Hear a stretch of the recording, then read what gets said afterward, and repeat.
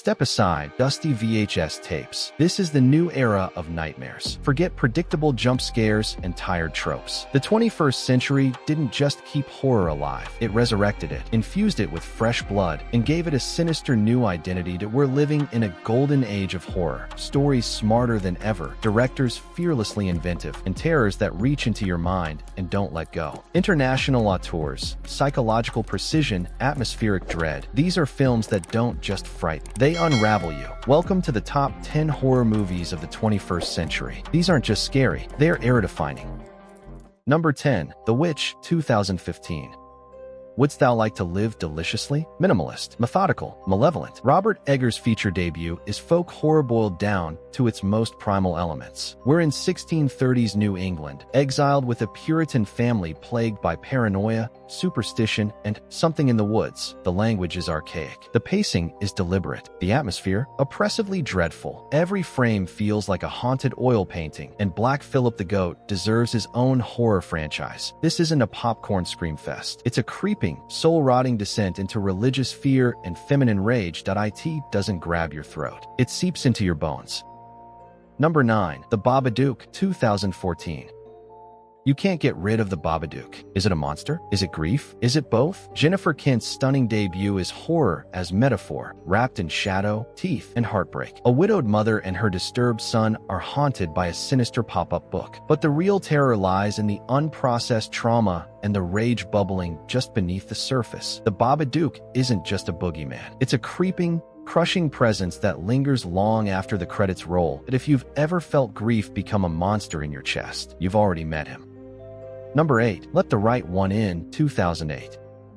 I'm 12, but I've been 12 for a long time. This Swedish vampire tale is so quiet, so hauntingly beautiful. You might forget you're watching a horror movie until the blood starts to flow. Lonely Oscar meets Eli, a strange girl who only comes out at night. Their bond is tender and terrifying that it's a story of young love, but also of ancient hunger. It's about being different, isolated, and it's absolutely chilling in its stillness. With snow-blanketed silence and occasional brutal violence, this film transforms horror into something poetic and devastating. Number 7. Sinister, 2012.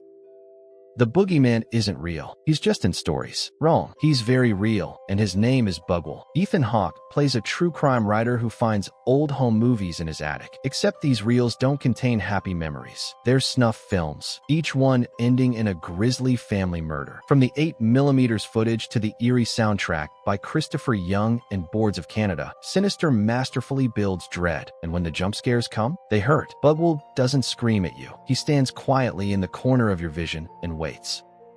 Number 6. The Wailing, 2016. Once you open your door to the devil will come in. From South Korea comes a horror experience unlike any other, a genre-bending fusion of mystery, folklore, and psychological possession that a rural village is plagued by strange murders and illness. The local cop investigates, but the deeper he digs, the more reality unravels. Shamans, demons, red herrings. It's a spiritual labyrinth with no exit. The Wailing doesn't give answers. It gives you questions, and then forces you to live with them. That it's horror that crawls under your skin, then turns your soul inside out. Number 5. It Follows, 2014.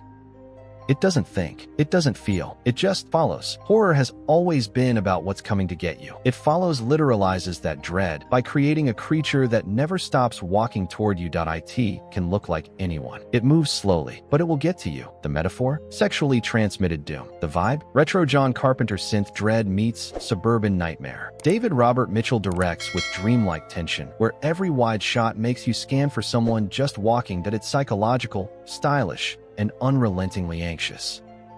Number 4. Midsommar, 2019.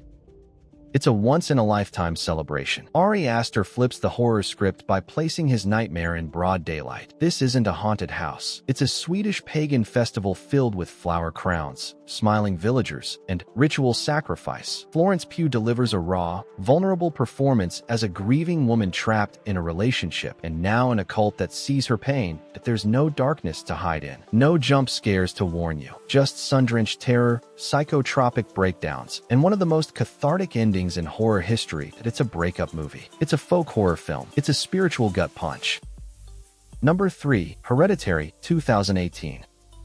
I never wanted to be your mother. Ari asked her again, because of course. This time, we start with a dead grandmother and a grieving family, and end with the gates of hell flung wide open. Toni Collette's performance is monumental, a portrait of psychological collapse so intense it's physically painful to watch. Grief turns to guilt. Guilt turns to generational trauma. And somewhere in there, something else is watching. Every frame feels cursed. Every sound feels wrong. And the final 15 minutes? Unholy chaos. Hereditary doesn't entertain you, it scars you. Number 2. The Descent, 2005.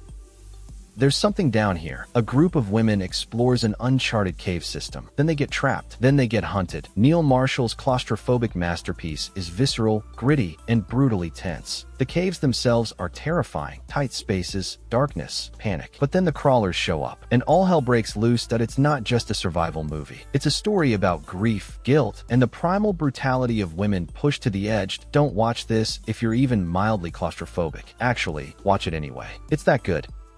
Number 1. The Ring, 2002. 7 days. The moment Samara crawled out of that TV, horror changed forever. Gore Verbinski's American remake of Ringu introduced Western audiences to J-horror and ushered in a new era of psychological, slow-burn terror. The cursed VHS tape that kills anyone who watches it in 7 days? Sounds simple, but the execution is flawless. The aesthetic is cold and clinical. The scares are quiet, sudden, and brutal. And the mystery behind the tape is as haunting as the images themselves. Samara doesn't run. She glitches forward, wet, pale, and inevitable. And you'll never look at a static TV screen the same way again.